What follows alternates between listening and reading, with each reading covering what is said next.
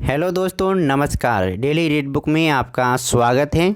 आज हम लोग इस वीडियो में एसएससी एमटीएस के ऑफिशियल पेपर का अध्ययन करेंगे। यह दूसरा पेपर है, यानी इससे पहले हम लोग एक पेपर का अध्ययन कर चुके हैं। ये जो पेपर हुआ था 2/11/2021 को 9 से 10:30 वाले शिफ्ट में, यानी मॉर्निंग शिफ्ट में हुआ था। इस वीडियो में हम जनरल अवेयरनेस के प्रश्नों को देखेंगे, टोटल 25 प्रश्नों को। तो अगर आप चैनल पर नए हैं तो सब्सक्राइब कीजिए, क्योंकि लगातार ऑफिशियल पेपर का यहाँ पर अध्ययन किया जा रहा है, जो आपको आगे आने वाले एग्ज़ाम के लिए बहुत ही महत्वपूर्ण होगा। तो चलिए स्टार्ट करते हैं।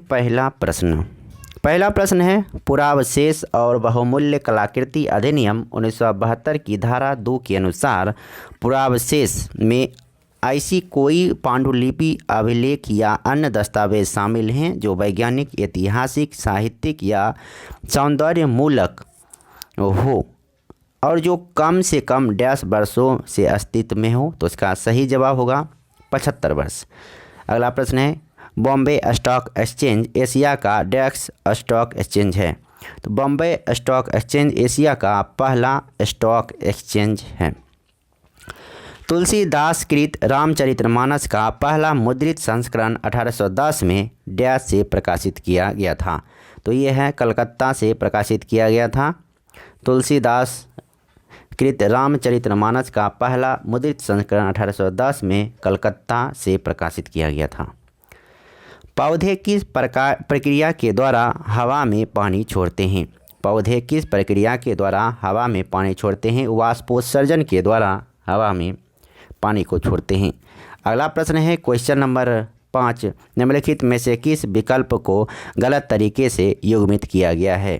तो ये अमरूद तेलंगाना, ये गलत है। बाकी संतरा नागपुर, केला केरल और सेब हिमाचल प्रदेश सही है।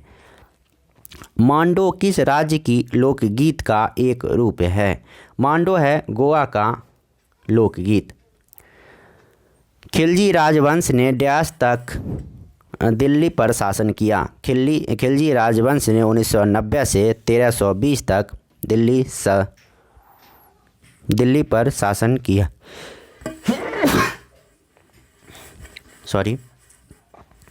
अगला प्रश्न है क्वेश्चन नंबर 8, जम्मू कश्मीर में पुरातात्विक महत्व का स्थल निम्नलिखित में से कौन सा है?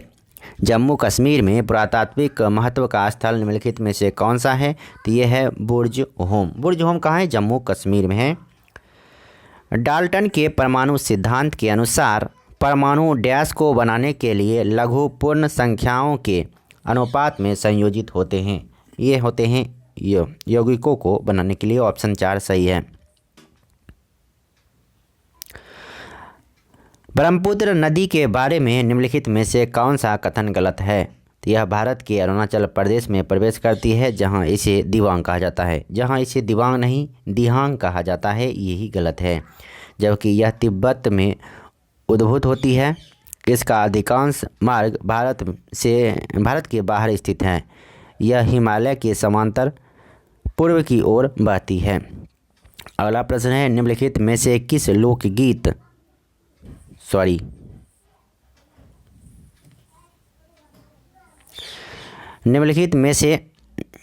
लोकगीत और नृत्य को 2010 में मानवता की अमूर्त सांस्कृतिक विरासत की यूनेस्को की प्रतिनिधि सूची में शामिल किया गया था? तो ये कालबेलिया नृत्य कहाँ का है?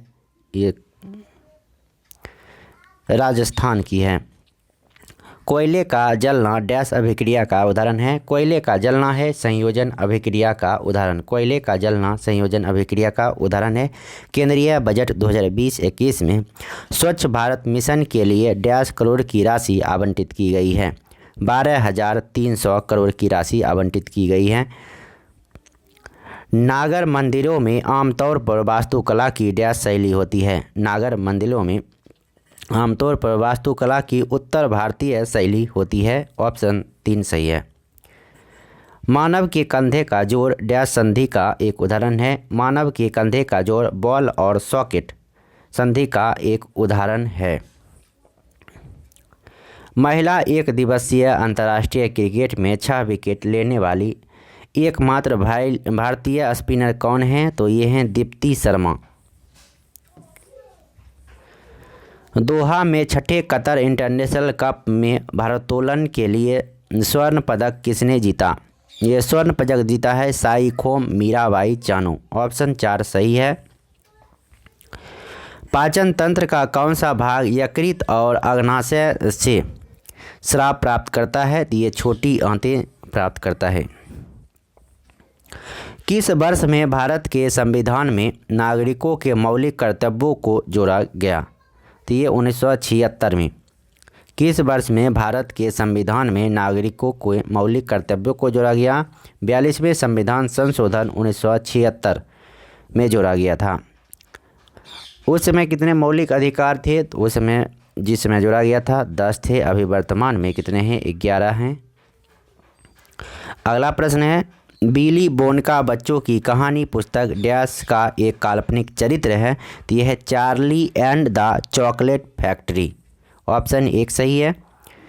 निम्नलिखित में से किस योजना के तहत सूक्ष्म इकाइयों से संबंधित विकास और पुनर्वित्त पोषण गतिविधियों के लिए भारत सरकार द्वारा एक नई संस्था स्थापित की गई है?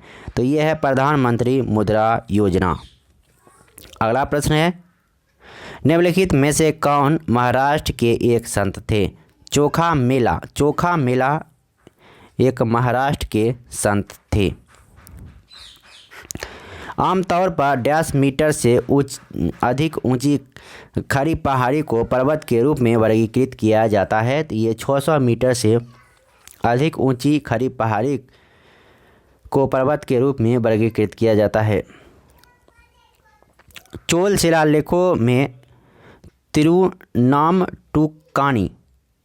को डैश के रूप में वर्णित किया गया है? तो मंदिरों को भेंट की गई जमीन के रूप में वर्णित किया गया है। ऑप्शन 1 सही है। अब है अंतिम प्रश्न, भारतीय संविधान का कौन सा अनुच्छेद आपातकाल की उद्घोषणा से संबंधित है? आपातकाल की उद्घोषणा से संबंधित है अनुच्छेद 352। तो इस वीडियो में इतना ही, फिर मिलते हैं नेक्स्ट वीडियो में। और चैनल पर नए हैं तो सब्सक्राइब कीजिए, क्योंकि नेक्स्ट जो पेपर होगी यानी पेपर तीसरा, तो उसका नोटिफिकेशन आपको नहीं मिल पाएगा, इसलिए सब्सक्राइब कर लीजिए और साथ में बेल आइकन को दबा दीजिए। रोज़ दिन सुबह 6 बजे और शाम के 6 बजे एक सेट कराया जा रहा है और टोटल हमारा टारगेट है 42 सेट को पूर्ण करने का। तो इसलिए हमसे जुड़िए और इस चैनल से जुड़िए और अपना बेस्ट परफॉर्मेंस दीजिए और एक सीट पक्का कीजिए और अपने माँ बाप का नाम ज़रूर रोशन कीजिए।